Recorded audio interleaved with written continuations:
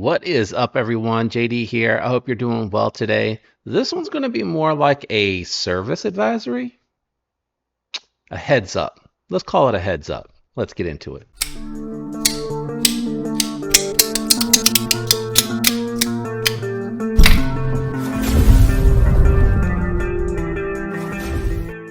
All right, guys, what are we talking about today? So normally at this point, I'm showing you a tabletop down view, but we're going to do this one just a little bit different because I'm actually going to be talking about the upcoming release of the Divo Nip Lite.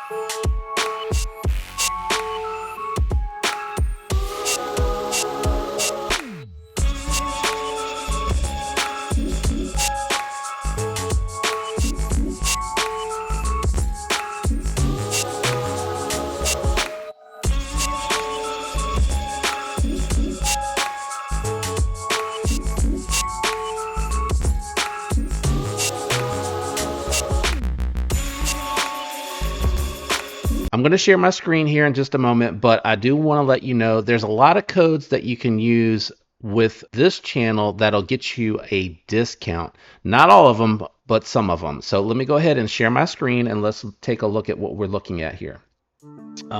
It's a little small for me on my screen, but I'll do my best in editing to try to enlarge it. I don't know if I'll be able to depending on how this records. So I do apologize if I'm not able to enlarge it. This was the only place I could really find where you could see all the versions that'll be coming up. So first, let's talk about when they're dropping. As of the recording of this video, they are dropping on August 15th, 2024 at various locations. So I don't know the times, but you'll need to keep an eye out if you're interested in any of these versions. So from this video, what I do know is the top versions here are going to be released on divoknives.com, where you can use code JD for EDC and you can save on this particular one. I think it's a 10% discount code. Editor, I apologize, you're going to have to throw that on the screen.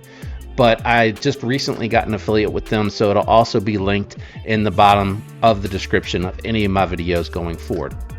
But code JD for EDC will save you on those particular versions. So going left to right, they're going to have a satin version with purple aluminum scales and a satin backspacer. The blade steel on all of these are going to be 154 cm. Forgot to mention that. And then the middle version is going to be a coated blade. It looks gray. I don't have a picture of it opened. I do apologize, but it looks like a really dark gray blade, but I think it might just be black washed. And then they have these gray aluminum scales with purple pivot collar and purple backspacer. And I forgot to mention on the purple one, it's an aluminum, it's a satin pivot collar that matches the backspacer. So those two are going to be your aluminum versions. They're going to be available through divoknives.com. The last one is going to be a uncoated blade with G10 for those that don't like aluminum and wanted something a little bit more grippy, and something that's probably not going to mark as easily if you're going to use and abuse it, or hard use it, I guess I should say, not abuse it. We're not abusing our stuff. What am I talking about? And then that one's got a gray pivot collar and a black backspacer. And all of these are left and right hand carry. And we're going to get into my particular one here in just a moment because I'm going to run through it really quick, talk about my experience with it, and we'll do the disassembly all in this video as well. Now on the bottom are going to be your dealer exclusives. Now the first one that I'm going to go over, the code's a little bit different, so I'm going to do the opposite, go right to left, because code JD4EDC will also work at bladebinge.com, which is the first one on the right, which is the version that I have here that I paid my own moolah for, which is going to be the all blacked out version with the blue pivot collar and backspacer. And this is their dark mode theme. And again, JD4EDC will save you, I think, 10%. I really do think it's 10% on all of these. So that is linked down below for you as well if you wanted to go there. The middle one is going to be White Mountain Knives. That one is also code JD4EDC. Same thing, 10%. This version is going to be a satin finish with polished pivot collar and polished backspacer as well. And that one is going to be again at whitemountains.knives.com, code JD for EDC. We'll save you 10% on that one. The very last version, and probably the biggest surprise, and all of them are nice, but what I thought was really cool is we all know Lefty's not a huge Ultim fan, but the fact that he listens to everybody and listens to feedback and created this version, I think is really awesome. It is going to be a satin finish with smooth Ultim scales, but it does have the little micro milling patterns on the edges to give you a little bit of texture, and it's like a polished smooth look based off the pictures and the videos that I have seen.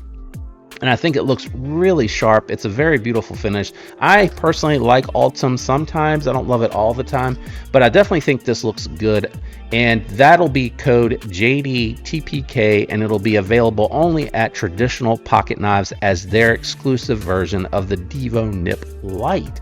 The other thing to keep in mind is he is going to have various hardwares available at divoknives.com on there on the right. He's showing some of the colors here that he has available in case you would like to mix and match. This will save you a little bit of money if you wanted to take like the blue scales and put the purple anodized or black anodized hardware on there.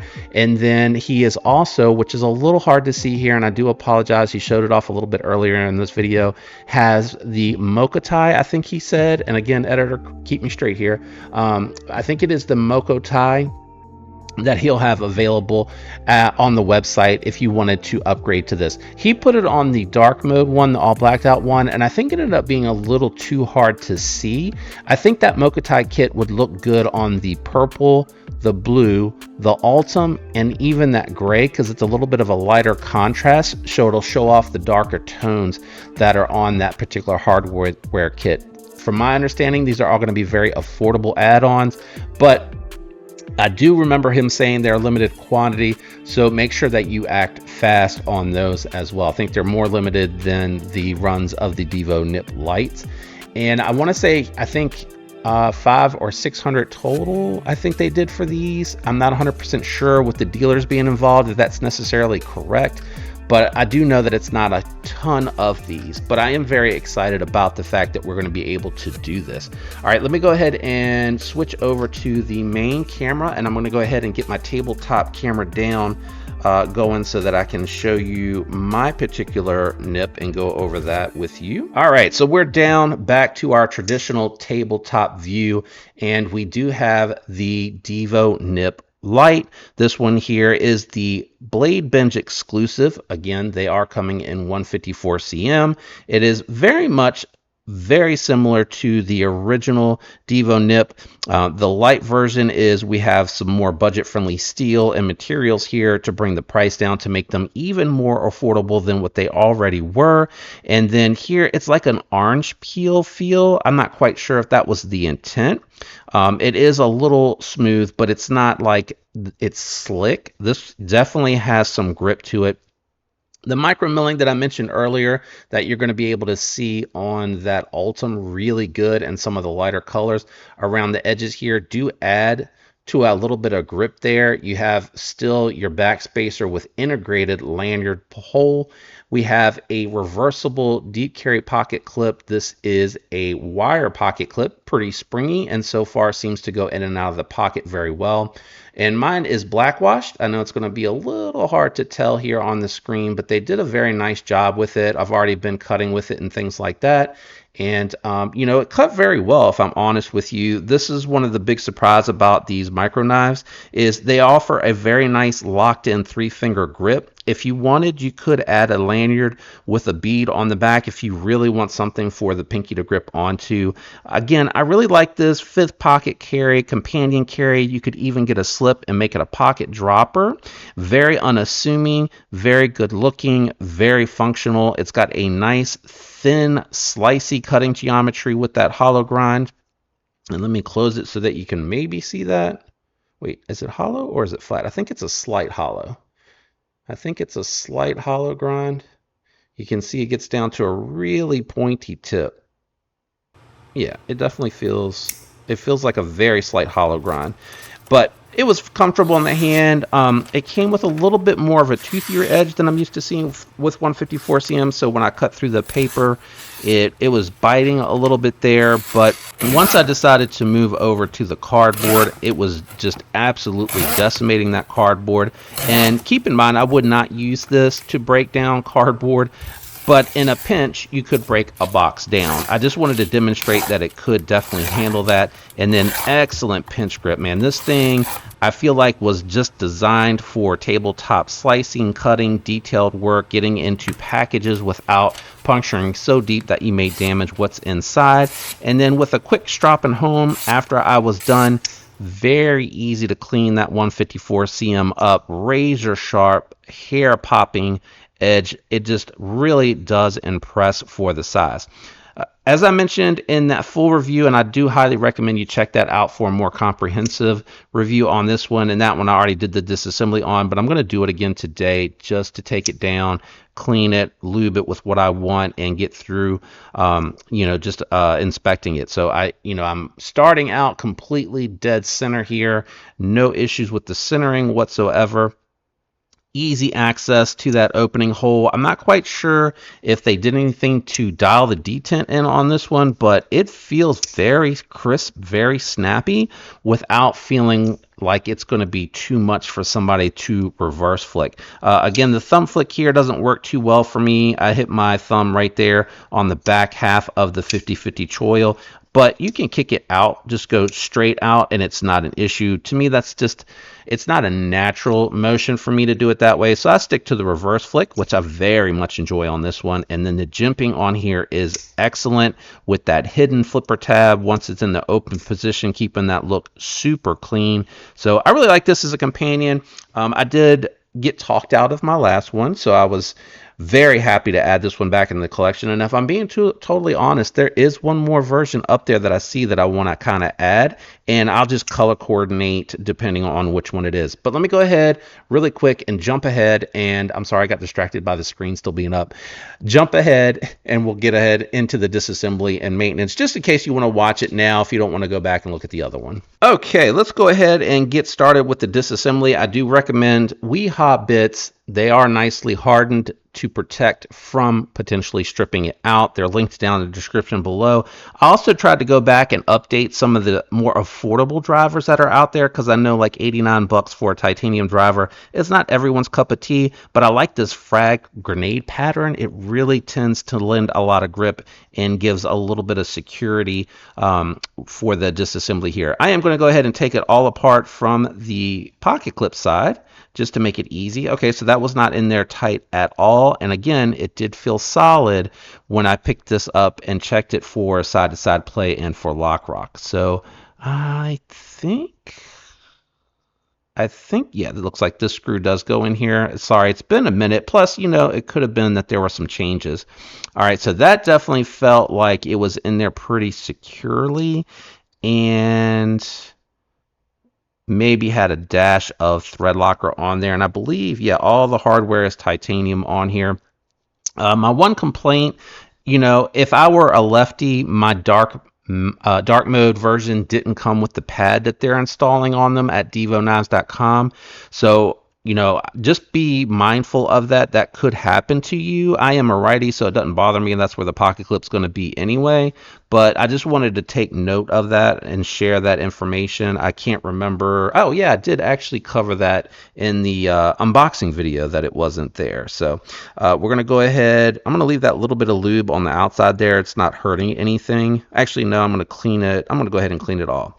All right, so we got the scale off, we got the liner off, and do you guys want to know the skiff size? I think these are 5mm. Yeah, 5mm 1/16. I can just look at it and tell. Now, I'm not going to install skiffs here because, truth be told, it's really smooth. The knife is so small, and I have no intent of hard using this one. and you know, it's plenty fidgety as is, so I really can't see and justify putting skiffs on here when it really doesn't need it. It's very well tuned and dialed. It's going to be a companion light duty knife, you know, and for the little bit of fidgeting that I may do with it, it's not something that I'm terribly concerned with about as far as being super smooth with no feedback, and having that, it's super clean, having that solid pivot, so that you know, you got a little bit more of a solid pivot with the additional balls on there. That's what she said. All right, let me clean up this one. This is really clean. Like, if this helps you feel like you don't need to do the disassembly, there really wasn't much dirt here, but with the black wash one on here, I may come back and do this again a little bit later, because as it wears down the coating around the bearings a little bit more, because it does show it's tracking, but it doesn't look like it's completely broken in, you may get a little bit more buildup of dirt there on your bearings, and it never hurts to clean it. I don't need to tune anything here. It felt really good. Like, I don't feel compelled at all to tune this whatsoever. And I go a little bit lighter on my my lube here. I use Hops Gun Oil. Someone did point out to me that I hadn't linked that down in the description, so I am grateful for when y'all point that out. Like, if I'm missing something out there that I talk about that I use and you're looking for it and I'm not sharing it, thank you for letting me know about that, because I do appreciate it. And I just realized that I did not put any on. And again, just a dab will do, you guys. And you know, I kind of just wear the coating down really thin. It doesn't need a lot. I do like to just keep it light as far as the coating, because I don't want it bleeding out and gushing out all over the place. You know, as I fidget with my knives, I do fidget with them. You know, it's hard not to with the action being so good, but just keep that in mind. You know, less is more sometimes. You don't really need a ton. So, oops, that's too much. Came out too fast. I wasn't quite ready for it. Oh my gosh, it's coming out so fast. Let me just try to squeeze a little bit, and then there we go. Sometimes it gets caught in the passage there and it comes out, and I've learned that about this, which has made me appreciate this. You know, it's a cheap little dispenser, but I like it because it goes in this tool roll really nicely. So we're done with the lube. Now we can go ahead and let me just make sure. It looks like there's a little bit of oil on there. We can go ahead and finish the reassembly here. Throw on your top scale. All right, yeah, it feels like everything's on there really good. I'm going to put it back together in the reverse order that I started, which means I'm going to be installing the hardware here first. Make sure that it's not spinning. There we go. All right. And then I'm going to try my best to get this pocket clip going.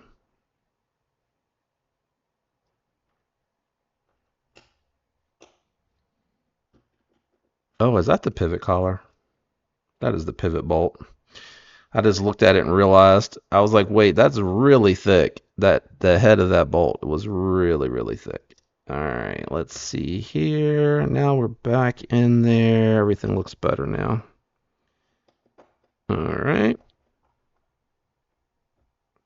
And then last but not least, we will install the pivot collar. And I tell you, you know, one thing that I've noticed with Divos is I don't think I've ever really had to use any thread locker.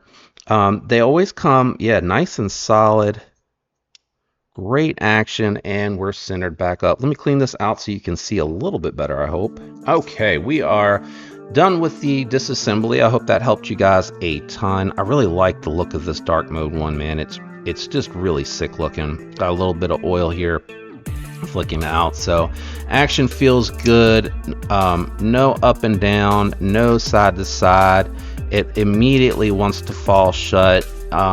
I am noticing a little bit of feedback happening right now, so I'll keep an eye on those bearings just to make sure that they're okay. But as you can see here, we are dead center, and everything came together real easy. Divo's construction is usually very simple, very straightforward. Another thing that I really like about them is, you know, all T8 hardware for the most part. I don't think that they've done any that have anything different, unless it was something from maybe Concept using those T6 bolts, not really giving it an option there. I think that might be the case with the Lush, which will be coming soon. But let me know what version of the Nip Lite you might be interested in getting and or picking up, and what did you think about my dark mode version here? Shout out to Kevin Lefty EDC. We love you, guy. We appreciate you giving us all these incredible affordable designs and covering a wide array of wants and needs. If you enjoyed the video on your way out, do me a favor, leave a like. Consider leaving a comment down below. It does help the algorithm. Again, those descriptions and discount codes are going to be listed out clearly for you below as well to use when these drop on August 15th. Really happy and excited to see this one coming back, and I can't wait to see what else Divo is doing. Special thank you to my channel members. I love you guys. I hope all of you have a fantastic week, and I will catch you on the next one. Peace.